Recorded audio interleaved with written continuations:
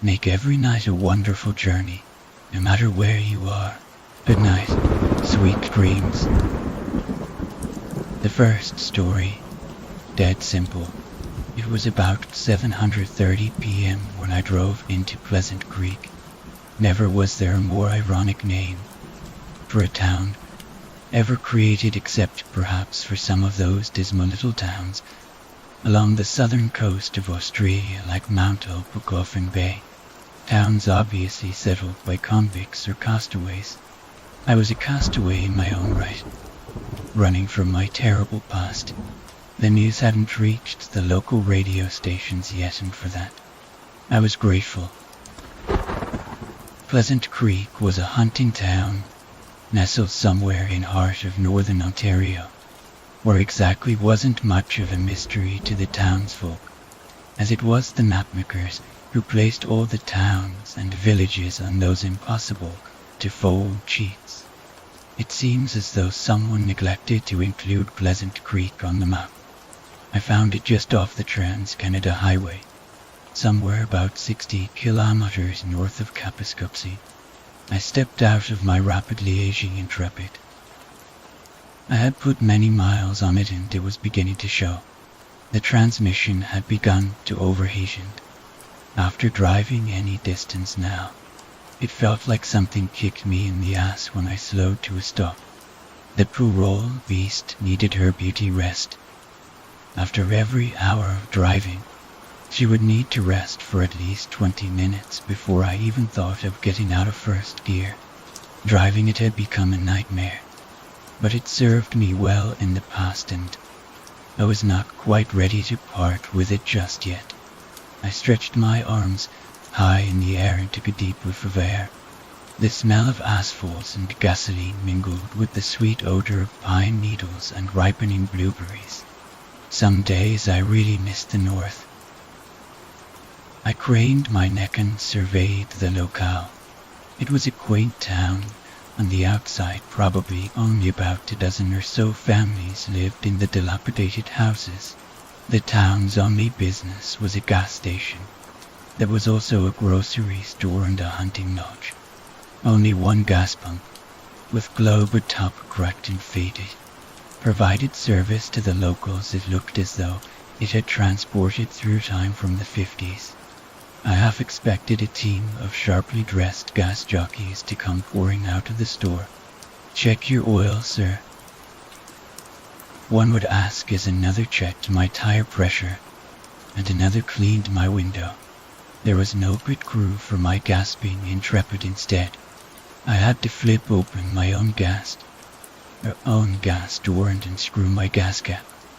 I lifted the nozzle from the pump. Ancient dials on it still read the last amount of gas that the last customer had pumped, 48 liters, at a heart-stopping 35 cents a liter. That couldn't be right. I placed the nozzle in the mouth of my car. There was something almost erotic about pumping gas. A phallic-looking nozzle forcibly inserted into an opening just slightly big enough for it somehow seemed wrong. A gentle squeeze and liquid would issue forth, filling the belly of my old girl. Only this time, when I pulled the trigger, the pump refused to give up its golden treasure. It didn't even sound as if electricity powered the unit. I looked over the pump, searching for a knob or dial to turn the pump on. Nothing. I returned the nozzle to its holster. My old girl would just have to go unsatisfied for now. I took a deep breath. I didn't need this. Not now, and headed into the store. Joseph Current, a francophone whose family had been in Canada for almost as long as the natives, was the sole proprietor. Joseph, never Joe, was an elderly gentleman, possibly in his late 70s. He looked as though he hadn't seen a barber in a decade or a dentist in just as long. He smiled a gummy, toothless smile. When I entered the store, the place smelled of pemmican and petroleum at the same time. It was almost rancid pale. Sunlight drifted in through a grimy window, providing very little illumination to the store floor. Dust Dunstan's whirled in the artificial breeze generated by a small electric fan on the counter. Something I can help you with? His accent was unmistakably bushwhacker north. I looked around the store. Very little stock filled the shelves. The goods were sparse to sparse unless you dedicated your life to curing and smoking meat. I'm just passing through, I'm afraid. I was looking to gas up, but it doesn't seem like your pumps are working.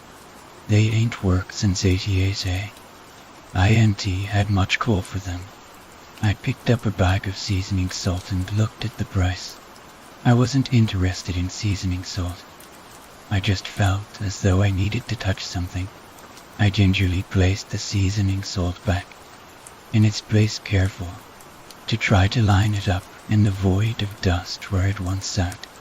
I quite possibly was the first person since 88 to have picked up that bag. Do you know where else I can get some gas? Joseph scratched his hairless head with rough fingers. Even 10 feet away, I could hear the coarse scratching. You could try Farquhar H's up the road. He hummed to himself. Nah, the Farquhar H's have been closed for over 10 years.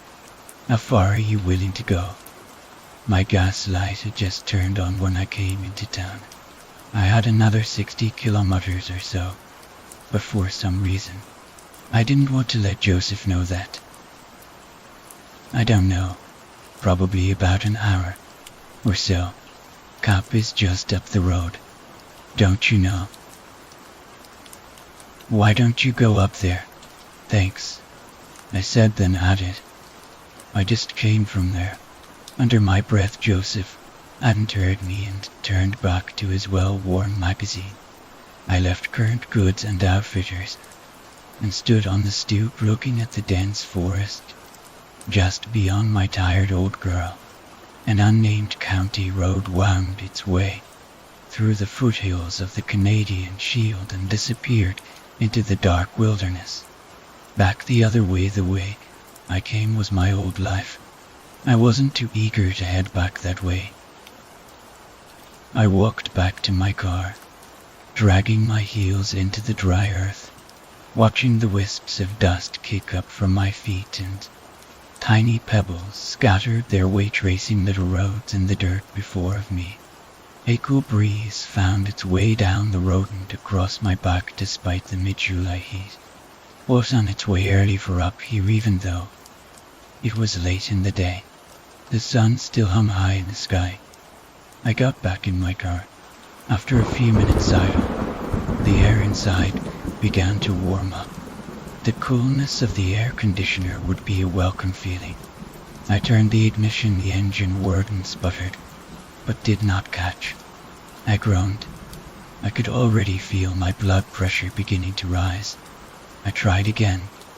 There was nothing, the engine just sputtered like it had before. I tried again, the engine still did not respond shit. My fists flew into the air. I caught the rear view with my right hand, bruising my knuckle. God fucking damn it. No matter how much I cursed, the car wouldn't start. I suddenly became aware of eyes upon me. I looked out my side window. 2 urchins, a boy and a girl, stood gape, jawed and dirty-faced. They looked apparently stunned by my poor choice of language. I forced a smile on my face, telling them in my head, I'm alright. I'm just finding T-mind crazy on me. The children fled behind the store the moment I opened my car door. I stomped back to the store, reminiscent of the way I'd done almost 20 years ago, when my mother dragged me someplace I didn't want to go. I slammed open the door, and the cheery bells above rung out. Joseph looked up from his magazine, indifferent to my dramatic entrance. Do you have a phone? I could tell my tone was gruff, but I didn't care. That damned car caused me so many headaches in the past year. I almost wished I hadn't bought it. Naya, Joseph said quite matter-of-factly. I squinted at him. He was lying. I could tell. I could always tell when someone was lying. was lying just like the way someone can tell when it's raining when they're standing in the middle of the street during a thunderstorm. My car won't start. I need a tow truck. Joseph beamed at me for the first time and soon to be the last. My petty Phils has a tow truck.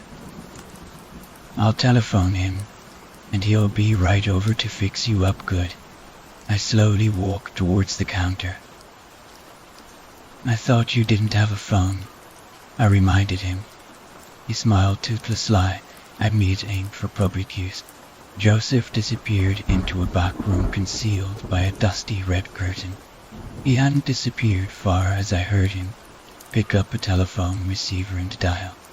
Bonjour, Alan, c'est votre pepper. I almost wished I had learned French in high school. I opted to take biology and other science classes instead. Et why unhamiciai? DITQ sub-oiture ni function pause. There was a pause. It was probably Alan talking. I knew they were talking about me. Non. Jimmy says pas il true VCET Android. After a few moments of talking with his petty Phils, Joseph emerged from the back room. The smile had disappeared from his face and he looked almost worried. I'm sorry, mon ami, my grandson is unable to bring his truck over right now. He said he would be here in about 2 hours. He held up 3 bony fingers. I sighed. There wasn't much else I could do. Does this place have a restaurant? Unfortunately, no, we don't. We do have a picnic table outdoors. He waved his hands, indicating the back of the store. I could have my wife make you a sandwich. I rubbed my stomach. Now I was beginning to regret not stopping in Campus Cupsin for supper. The thought of food right now was simultaneously appealing and disgusting. From the looks of the store and Joseph's appearance, I leaned toward more disgusting images of head cheese.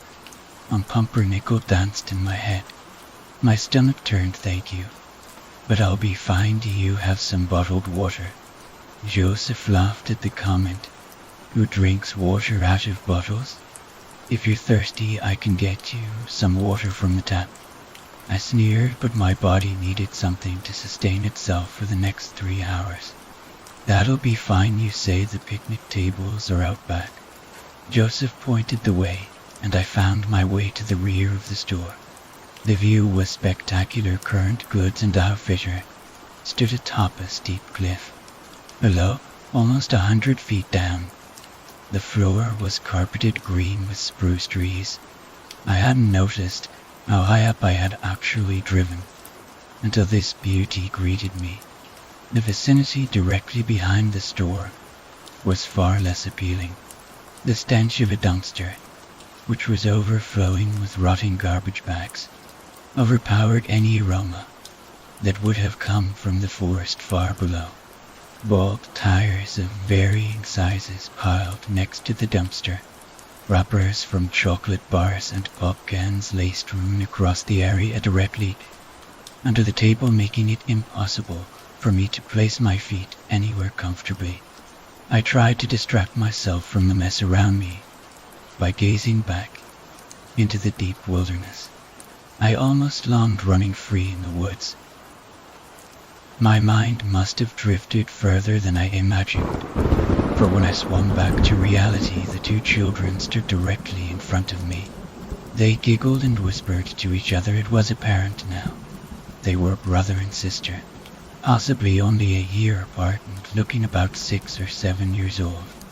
Hello there, I said in my most unintimating voice possible. Are you? The boy began, but covered his mouth and giggled into his hand. What am I asked. You ask? He demanded of his sister. She giggled back to her brother and poked at him. You wanted to know. Great-grandpa says you're a lip guru, the boy finally let out. He said what? I was shocked. It had been so long since I heard the term. Most people didn't believe in my kind anymore.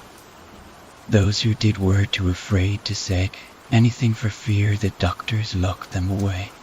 Alas, the voice of Joseph erupted angrily behind me. The two children scattered. I turned back to Joseph, who was holding a glass of dirty water porvo. He said, offering the glass to me. I gingerly took the glass from his frail hands and set it on the table. The glass wobbled, showing the obvious flaws in the table structure. Were the children bothering you? I blinked at him for a moment, trying to cut through his accent. Oh, no, they weren't bothering me at all. They were just playing. You know kids. I know kids. His voice was soft and distant, as if reminiscing on days past. I took a slug of water. It was warm and I could feel the sediment sliding down my throat. Despite this, it was slightly refreshing. So, where is Pleasant Creek? You don't know? You're here, aren't you? I laughed. Sorry, I didn't mean the town. I meant, where is the creek the town was named after? There weren't a creek, just some joke by the settlers of this place. They thought it would be funny if they called this place after some creek that weren't there. Some joke, eh? I tried to force myself to take another drink of the polluted water, but I just couldn't bring myself to.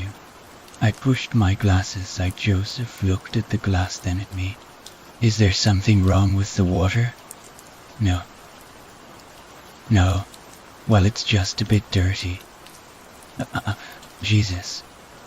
I've been drinking this water since I was a baby. Ain't harmed me none. I shrugged. It was hard to argue with Joseph's logic. I picked up the glass again and took another drink. Are those your great-grandchildren? I asked and nodded my head in the direction the children ran off. Ah, they. Ray Allen's children. Allen is my grandson. Cute kids. I laughed. Joseph threw me a cool look. I don't know why you're here, but I think you better leave as soon as possible. I smiled at Joseph through the side of my mouth. I'm trying, remember. Your grandson is coming to give me a tow. Joseph walked around to my side of the table and placed his hand on my shoulder. I don't know why you came back, but we don't want you around here. My spine began tingling. The tension emitting from Joseph was nearly unbearable. I don't know what you're talking about. Joseph backed up and threw his hands in the air. Mon Dieu, Peter D. Goat, but we don't need your kind around here. Not again. He crashed back into the store, cursing in French as he left. I took a deep breath and held it as long as I could. I don't know why. I wound up in Pleasant Creek. It almost felt as though something drew me here, but I couldn't say for sure. Maybe I could feel the twilight. Maybe there was a calling deep within those woods. A calling that drew me. I returned my gaze back to the woods far below, and I dreamed of running through the forests. Free. 3 hours passed quickly as I dreamed. The electronic beep of a truck backing up and French cursing brought me back into reality. For a moment, the sweet aroma of pine needles hung in my nose, and I swore my fingers felt tacky with sap. Then the putrid scent of the dumpster overpowered it all again. I pushed myself up from the picnic table and headed back to the front of the store where my dying car sat. A bright red diesel pickup truck with a rigging on the back slowly backed up towards my car. Chains and straps swayed uneasily as the driver, a large balding man in his late 30s, sat forcing himself out of the cab window. Big meaty hands worked the steering wheel and gearshift simultaneously. Beads of forced sweat formed on the large man's brow. Behind the truck, Joseph guided the driver with wild hand signals. There was a sickening crunch and a look of pain on Joseph's face. I knew Alan went back too far. I didn't want to see the damage. Joseph ran up, positioned himself between the tow truck and my car, and rubbed his head with his weathered hands up. Mon Dieu. He sighed. He looked up at Alan, and then noticed me standing outside the scene of the crime. "It's all right, there is very little damage." That sentence made my heart sink even further. I trotted up to the car to get a better look at the incident. The front bumper had cracked and bent. Frigging God for plastic, I said to myself. Then I noticed the headlights. Sweet Jesus fucks. I howled. This was going to cost a lot of fuck of a lot. What kind of asshole tow truck driver are you? My rage vented on Alan. I didn't want it to, but Christ, it made me mad. The car was 10 years old and I still paid off the loan. This was going to cost. That kept running through my mind repeatedly. Alan hopped out of the cab. He stood much taller than I did, but I could see he was distressed. "I'm very sorry. I didn't mean to. I really didn't." "Well, who the fuck is going to pay for it? Not you, I suppose." Alan knelt down and looked at the damage. He scratched his balding head. "Much as his grandfather did, it doesn't look too bad. Really not too bad." "Not bad? You busted the fucking headlight. You wrecked the bumper. Look, the radiator." I noticed a puddle beginning to form.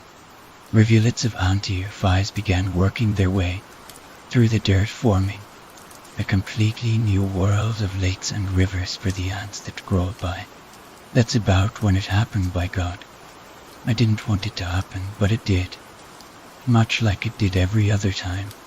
Why I had to leave Kapeskapsing in the first place. I don't know exactly what happened. I never really do. All I ever remember is the beast welling up inside me, like a volcano on the verge of erupting. Sometimes I can remember my skin tearing. Sometimes I can feel my own blood pour out. Most times, though, I remember nothing at all. I only know when it happens in the aftermath. Often all that there's left is the hint of the taste of blood in my mouth. That thick, metallic taste was unforgettable. A few times I still have the meat stuck in my teeth and I vomit when I awake. I've always hated the taste.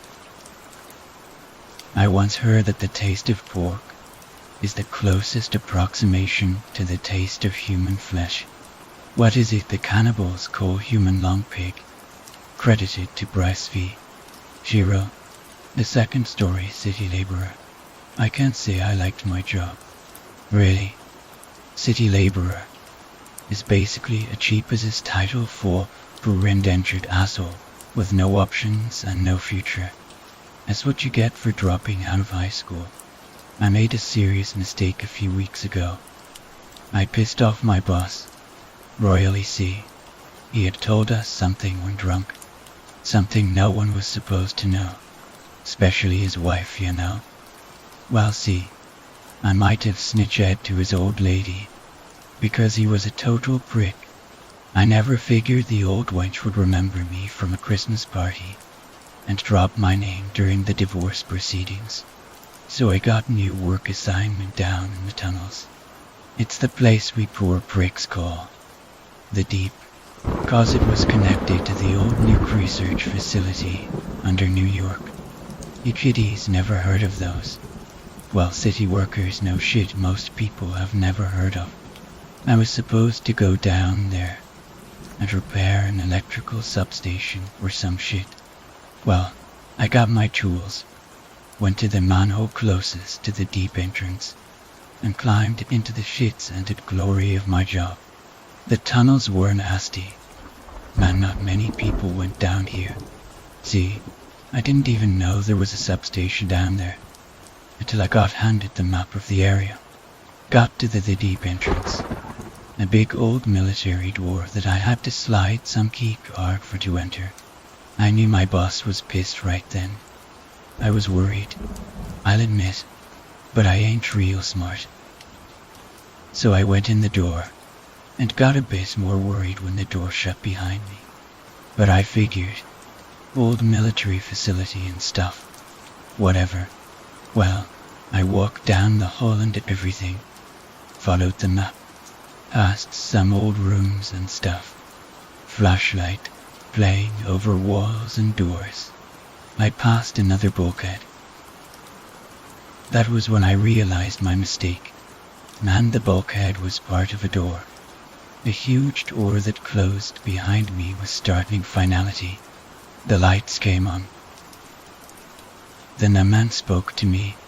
"Welcome to the Deep Research Facility. Your name is Eddie Francis, correct?" My name is my name. Disregard previous question. Jumpsuit labeled. ID confirmed. They gassed me. Those bastards gassed me. And all I could fucking think of was how God and much I hated those fucking jumpsuits. I don't remember it on them. I remember how much it hurt. Man. Then they put me in here with you, man. With you, of all people. And we're okay. Aren't we, buddy? I mean, I got me some new works, but those men, they ain't so bad. They say, if I do good, they'll send me somewhere special. It's a new job, and this time I won't piss my boss off. TRANSCRIPTIONEND REPORTBGIN PRES IDNTA NTCA FOFMED CLMILITA or YRESCA or CHEYSONLY. Patient 211 took rather well to the modified mutage and that Mr. Bush provided us during his presidency, although the Koreans seem to be a bit off on stability. We are getting closer. Patient 211 confirms that lower intelligence people take the treatment better, but we still have work to do. Patient expresses gratitude for letting him room with Uncle Benny, though he is in his observation cell alone. It seems that despite avoiding the serious psychosis, Patient 211 still suffers some mental disorders, specifically schizophrenia, with extreme complex hallucinations. Patient is slotted to be euthanized tomorrow. City Works will be compensated handsomely for the semi-successful subject. As an aside, sir, thank fucking God that New York is so full of stupid people. We have a beautifully ample test pool. REPO, RTND. Written by Alicon, DTBWIDJ, RT. The third story. Kids these days. The kid was young, maybe 12 or 13. He was scrawny and tall for his age, with dark brown hair. His clothes were kind of tattered, with holes torn in it and dirt ground into it, in large ugly stains. I didn't understand then. I couldn't understand he was a kid. What was I supposed to do? The kid was crying, and as I put my hand over his shoulder to comfort him, wondering how dirty my chair was getting as long as he was crying. He was the center of his world, and he didn't need anything from me but comfort. He relied on me. He was vulnerable, but he was a kid. He didn't understand either. Innocence leaves us, and we stop trusting. We learn to hate people. We learn to hate everything and everyone. But kids are innocent. Innocence is beautiful. He leaned forward and put his face in his hands. I looked at the back of my chair. It had dirt on it from where he had leaned against the back for support. I'd have to clean that out. The little bugger didn't understand that. But it was okay. He was just a kid after all. His crying grew slowly quieter, and I became uncomfortable. Did he want something from me? Was I supposed to say something? What happened? I asked quietly. I didn't care. I cared about how he needed to get the hell out of my chair before he ruined it. There were droplets of blood on his arm, and all I could think was he'd better not get that on the armrest. My chair would be ruined by the end of the night. The kid let out a heavy sob. Now that he knew I was paying attention, he was willing to make an effort to get attention, little shit. Just like the rest of them. A copy.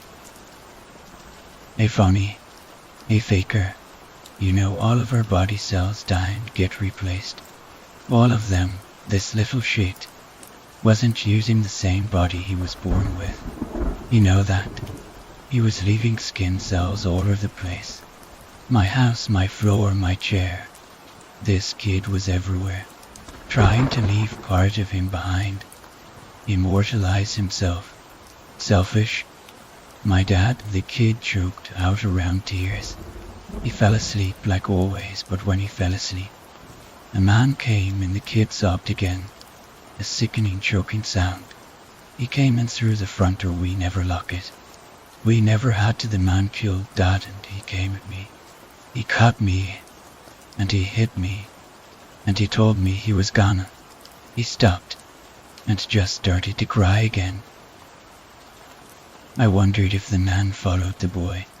I didn't want another person here, leaving themselves all over the place. I'm not cruel, don't make that mistake. I just observe. I'm not sick. I just watch and I think. I won't be persecuted for that. Kid, how did you get here? I asked. I lived several miles from anywhere. I didn't like to be around people when I could avoid it. I run, he exclaimed. The man looked away from me, so I pushed him and ran. It took an hour before I found you. The kid sat his back against the chair. He sat his arm on the rest. He smeared his dirt and blood on my things, the little fuck. He didn't deserve his innocence. He didn't deserve his beauty. If he did, he wouldn't have fucking ruined my chair. He was just like the other kid. He didn't deserve the kindness I'd shown him. Did he realize I could have left him out there? He was just a fake. A copy. Get out of my chair. I snapped. You were getting it dirty. The kid looked up and tears welled in his eyes. Me but mister, he stammered. Selfish. Sure, you can cry when someone's watching. When you're the center of the universe. This kid was a monster. He wasn't beautiful. He didn't deserve to even be called a child. No, he was just like the others. I grabbed him by the arm and yanked him out of the chair. You listen to me, you little shit. I shouted. He screamed and cried. I dragged him to the basement. For you rage just like the others. You're a monster. A fake. You feign innocence so you can invade my home and ruin everything I've worked for. I opened the door to the basement and threw him down into the darkness. He screamed. I shut the door. These fakes couldn't fool me. I'm no fool. He deserved it. So did the rest. Kids these days. Written by